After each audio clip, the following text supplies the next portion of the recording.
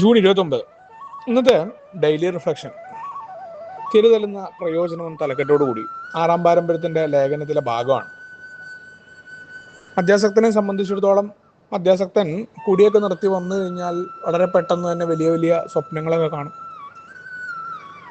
ഞാനും അങ്ങനെ തന്നെയായിരുന്നു. ആദ്യം പുതിയ ആളുകളെ സഹായിക്കുക, അല്ലെങ്കിൽ അവർക്ക് വേണ്ടിയിട്ടുള്ള കുറേ പരിപാടികൾ, മദ്യാസക്തരായ മനുഷ്യർക്കുമായിട്ട് കുറേ പരിപാടികളൊക്കെ പ്ലാൻ ചെയ്യുക, വലിയൊരു മാറ്റം സമൂഹത്തിൽ ഉണ്ടാവുക എന്നൊക്കെയുള്ള ചിന്താഗതി എനെ കണ്ടുമുട്ടുന്നതിന് മുന്നേ തന്നെ ഉണ്ടായിരുന്നു. പിന്നെയാണ് അത് ചെയ്യരുത് ഇത് ചെയ്യരുത്, അതിൽ ചില നിർദ്ദേശങ്ങളൊക്കെ ഉണ്ടായിരുന്നു. സാമ്പത്തികമായിട്ടുള്ള ഇടപാട് നടത്തരുത്, സാമ്പത്തികമായിട്ട് കാര്യങ്ങൾ ചെയ്യരുത്. ഇതൊക്കെ എന്തിനാണെന്ന് മനസ്സിലാവില്ല. അതേപോലെ മീറ്റിംഗ് നടക്കുന്ന സ്ഥലം വളരെ സാമൂഹ്യ സംഘടന പോലെ ഒരു സംഭവമാണ്.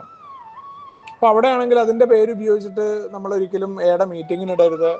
അവർ എത്ര നല്ല സേവനം ചെയ്തോട്ടെ, അവർ ആരൊക്കെ ആയിക്കോട്ടെ, പക്ഷെ ആൽക്കഹോളിക്സ് അനോണിമസുമായിട്ട് നിങ്ങൾ അവിടെ ബന്ധപ്പെടുത്തരുത്. അവർക്ക് കൃത്യമായ വാടക കൊടുക്കണം.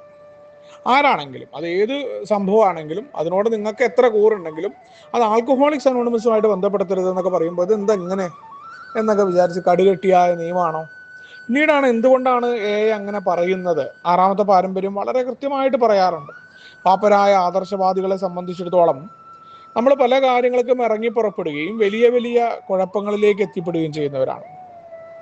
വലിയ നന്മകൾ ചെയ്യാനും വലിയ പ്രവർത്തികൾ ചെയ്യാനും മഹത്തായ ആശയങ്ങൾ രൂപപ്പെടുത്താനൊക്കെ നമുക്ക് ആഗ്രഹങ്ങൾ ഉണ്ടാവും. വലിയ രീതിയിൽ മാറ്റങ്ങളെക്കുറിച്ചുള്ള സ്വപ്നങ്ങൾ നമ്മൾ കാണും. മദ്യാസക്തർ ചേർന്നുകൊണ്ട് 7 ആളുകൾ ബിസിനസ്സിൽ ഏർപ്പെട്ട് കഴിഞ്ഞാൽ അതിൻ്റെ ആയുസിനെ കുറിച്ച് ഒരു പഴമക്കാരൻ പറയാറുണ്ട്. ഇന്ത്യയിലെ ആയുസ് ഇങ്ങനെയായിരുന്നു, ഏറ്റവും മികച്ചു നിന്നത് ഇത്ര വർഷമാണ്, അതിനപ്പുറം ഒന്നും ഉണ്ടായിട്ടില്ല എന്ന്. കാരണം ആ നടത്തുന്ന പങ്ക് കച്ചവടങ്ങളെല്ലാം പൊളിയുകയും കൂട്ടുകാരായിരുന്ന അവന് വേണ്ടി ജീവൻ കളയുമെന്ന് പറഞ്ഞ ആളുകൾ വളരെ പെട്ടെന്ന് തന്നെ ഏറ്റവും വലിയ ശത്രുക്കളായി മാറിയ അനുഭവങ്ങൾ ഉണ്ടായിട്ടുണ്ട് എന്നുള്ളതാണ്. ഇപ്പോൾ എന്തുകൊണ്ടാണ് സംഭവിക്കുന്നത്? ആരും തെറ്റായിട്ട് പറയുന്നില്ല, ഒരു വ്യക്തിയുടെ അല്ല. നമുക്ക് വെറുതെ നമ്മളുമായിട്ട് ഒരാളായിട്ട് പ്രശ്നമുള്ളപ്പോൾ നമ്മൾ നമ്മുടെ ഭാഗത്തെ ന്യായം പറയുക എന്നുള്ളതാണ്. പക്ഷെ നമ്മുടെ എതിരെ നിൽക്കുന്ന ആൾക്കും പറയാനുള്ള ന്യായം ഉണ്ട്. അത് മനുഷ്യൻ അങ്ങനെയാണ്. ഓരോ മനുഷ്യനും അവരവരുടേതായ ന്യായങ്ങൾ തീർച്ചയായിട്ടും ഉണ്ടാകും. അതുകൊണ്ടാണ് ആൽക്കഹോളിക്സ് അനോണിമസ് പറയുന്നു, നമ്മളെല്ലാവരും പരിപൂർണത ഇഷ്ടപ്പെടുന്ന ആളുകളാണ്. നമ്മളും അപ്പുറത്ത് നിൽക്കുന്നവർക്കുണ്ടല്ലോ അത്. പക്ഷെ പരിപൂർണത നേടാൻ പരാജയപ്പെടും. നമുക്ക് നമ്മുടേതായ കാര്യങ്ങൾക്ക് നമുക്ക് ന്യായങ്ങൾ ഉണ്ടാവും, ന്യായ വൈകല്യങ്ങൾ ഉണ്ടായിരിക്കും. നമ്മളെ സംബന്ധിച്ചിടത്തോളം നമ്മൾ തിരിച്ചറിയില്ല. നമുക്ക് മറ്റുള്ളവരുടെ പ്രശ്നങ്ങളാണ് നമുക്ക് പെട്ടെന്ന് ബോധ്യമാവുക. അവരത് ചെയ്തില്ല, അവർ മിണ്ടിയില്ല, അവൻ അങ്ങനെ ചെയ്യാൻ പാടുമോ, ഇവനിങ്ങനെ ചെയ്യാൻ പാടുമോ, ഇങ്ങനത്തെയൊക്കെയുള്ള പ്രശ്നങ്ങൾ ഉണ്ടാവും. ഇതെന്താ ഉണ്ടാവുക? വലിയ കുഴപ്പങ്ങളിലേക്ക് നമ്മളെ എത്തിക്കും. ഈ സംഭവങ്ങളൊക്കെ തലകീഴ് മറിയും. പ്രാഥമിക ഉദ്ദേശം എന്താണ്? മദ്യരഹിതമായ സുബോധാവസ്ഥ കൈവരിക്കുകയും മറ്റു മദ്യാസക്തരെ സഹായിക്കുക എന്നതാണ്. അതിൽ നിന്ന് നമ്മൾ പിന്തിരിയും. പലപ്പോഴും നമ്മുടെ എന്തിനാണ് പ്രോഗ്രാമിൽ നിന്ന് നമ്മൾ ഇനി കുടിക്കാതിരിക്കണം എന്നുണ്ടെങ്കിൽ അവനവനിൽ തന്നെ ശ്രദ്ധ കേന്ദ്രീകരണം കുറയ്ക്കണം എന്നാണ്. ഇത് മുഴുവൻ സമയം അവനവനിലെ ശ്രദ്ധ കേന്ദ്രീകരണമാണ്. എൻ്റെ ഈഗോ ഹേർട്ടാവും. നിരവധി കുഴപ്പങ്ങളിലേക്ക് നമ്മൾ ചെന്നുവിടും. നമ്മൾ കാരണം നിരവധി പേർ കുടിക്കും. ചിലപ്പോൾ ഞാൻ കുടിക്കാതിരിക്കുമായിരിക്കും, പക്ഷെ മറ്റുള്ള ആളുകളെ കുടിപ്പിക്കുന്നതിന് ഞാൻ പങ്കുവഹിക്കുന്നവനാകും. അതുകൊണ്ടാണ് ആൽക്കഹോളിക്സ് അനോണിമസിന്റെ ജീവിത രീതി മറ്റുള്ളവരുമായിട്ട് അപ്പോഴാണ് പ്രയോജനപ്രദമായിട്ട് ജീവിക്കുക എന്ന് പറയാം. മറ്റുള്ളവർക്ക് വേണ്ടി പ്രയോജനക്ഷമതയ്ക്ക് ഒഴിച്ചുള്ള പ്രാർത്ഥന പോലും ഉണ്ടാവില്ല എന്ന് ബില്ല് പറഞ്ഞ ഭാഗം.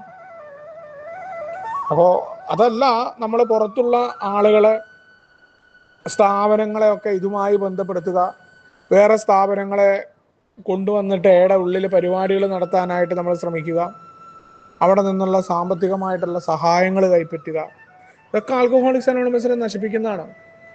പുറമേയുള്ള ഒരു സംഭവങ്ങളുമായി ബന്ധപ്പെട്ടുകൊണ്ട് നമ്മുടെ ഒരു കാര്യവും നമ്മൾ അവരുമായിട്ട് പങ്കുവയ്ക്കുന്നില്ല, ആരുമായിട്ട്. അതുകൊണ്ടല്ലേ മദ്യവിരുദ്ധ സമിതിയുടെ പരിപാടികൾ നമ്മൾ പങ്കെടുക്കുമ്പോഴും ആൽക്കഹോളിക്സ് അനോണിമസിന് അങ്ങനെ മദ്യവിരുദ്ധ നിലപാടുകളില്ല, ലഹരി വിരുദ്ധ നിലപാടുകളില്ല. നമ്മൾ അതിലൊന്നും പക്ഷം പിടിക്കുന്നില്ല. നമ്മൾ തീർച്ചയായിട്ടും പൊതുസമൂഹത്തിന്റെ ഭാഗമായിട്ട് ലഹരി ഉപയോഗിക്കുന്നത് ശരിയല്ല. സിന്തറ്റിക് ലഹരിയെക്കുറിച്ചൊക്കെ എനിക്ക് അഭിപ്രായം പറയാം വ്യക്തിപരമായിട്ട്. മദ്യത്തെക്കുറിച്ചും എനിക്ക് വ്യക്തിപരമായിട്ട് പറയാം. പക്ഷെ ആൽക്കഹോളിക്സ് അനോണിമസിലെ അംഗമായിക്കൊണ്ട് എയുടെ ഭാഗത്ത് നിന്നുകൊണ്ട് കാരനായിക്കൊണ്ട് നിൽക്കുമ്പോൾ അവിടെ ഇത്തരം അഭിപ്രായങ്ങൾ പറയാൻ പാടില്ല. ഇപ്പൊ നമ്മളെ കാരായി അറിയുന്നിടത്തും എയുടെ രീതിയിൽ എന്തെങ്കിലും എക്ക് വ്യക്താക്കൾ ഇല്ലെങ്കിൽ പോലും പുറത്തുനിന്ന് കാണുന്ന ആളുകൾ നമ്മളെ ആളുകളായിട്ടാണ് കരുതുക. അപ്പോൾ അവിടെ പോലും നമ്മൾ എഐനെ ബാധിക്കുന്ന കാര്യങ്ങളിൽ കൃത്യമായ നിലപാടുകൾ എടുക്കുക. ആറാമത്തെ പാരമ്പര്യം പറയുന്നത് കൊണ്ടാണ്. നിരവധി പരിപാടികൾ നമ്മുടെ മുന്നിലുള്ള ആളുകൾ ക്ലബ്ബുകൾ നടത്തിയിട്ടുണ്ട്, ഹോസ്പിറ്റലുകൾ നടത്തിയിട്ടുണ്ട്. ഇതെല്ലാം പ്രശ്നങ്ങളായി. കാരണം ആൽക്കഹോളിക്സ് അനോണിമസിന്റെ ഗ്രൂപ്പിനെ ബിസിനസ്സായിട്ട് രൂപവൽക്കരിക്കാൻ പറ്റില്ല. ബിസിനസ്സുകൾ എത്ര സുഹൃത്തുക്കൾ തുടങ്ങിയ പല ബിസിനസ്സുകളും തകർന്നു പോകുന്നതിന്റെ കാരണം എന്തുകൊണ്ടാണ്? നമ്മൾ ഈ തുടക്കത്തിൽ ഉണ്ടാവുന്ന പോലെയല്ല. പണം കൂടി വന്നാലും നഷ്ടമുണ്ടായാലും ഇവിടങ്ങളിലൊക്കെ പ്രശ്നമുണ്ട്. ഓരോ ആളുകളെ ഓരോരുത്തർ കുറ്റം പറയും. നമ്മുടെ പുരോഗതി എന്ന് പറയുന്നത് എവിടെ നിൽക്കുന്നു, നമ്മൾ എത്രത്തോളാണ്, നമ്മൾ എത്രത്തോളം സഹിക്കും, നമ്മുടെ സ്വഭാവം പുറത്തേക്ക് വരും. നമ്മളെതിരെ നിൽക്കുന്നവന്റെ കുറ്റങ്ങൾ കാണുകയും അവനോട് മോശമായ വാക്കുകൾ പറയുകയും ചെയ്യും. അവനും നമ്മളെ തിരിച്ചടിക്കും. ഒട്ടും കുറഞ്ഞ ആളാവില്ല അപ്പുറത്ത് നിൽക്കുന്നത്. അപ്പോൾ ആൽക്കഹോളിക്സ് അനോണിമസിന്റെ പേരിൽ നമ്മൾ ഇത്തരം ഒരു പരിപാടികളും ഏർപ്പെടുത്താൻ എയുടെ ഗ്രൂപ്പ് എന്ന നിലയിൽ നമ്മൾ ചെയ്യാൻ പാടില്ല എന്ന് എപ്പോഴും പറയാറുണ്ട്. വ്യക്തിപരമായിട്ട് ഇപ്പോൾ നമ്മൾ അതുകൊണ്ടല്ലേ ഏതെങ്കിലും ഒരു ഗ്രൂപ്പിന്റെ പേരിലെ മീറ്റിംഗ് എനിക്ക് ഒറ്റയ്ക്ക് നടത്താൻ പറ്റില്ല. ആൽക്കഹോളിക്സ് അനോണിമസിന്റെ മീറ്റിംഗ് ആണ്, ഓൺലൈൻ മീറ്റിംഗ് ആണെന്ന് കരുതുക.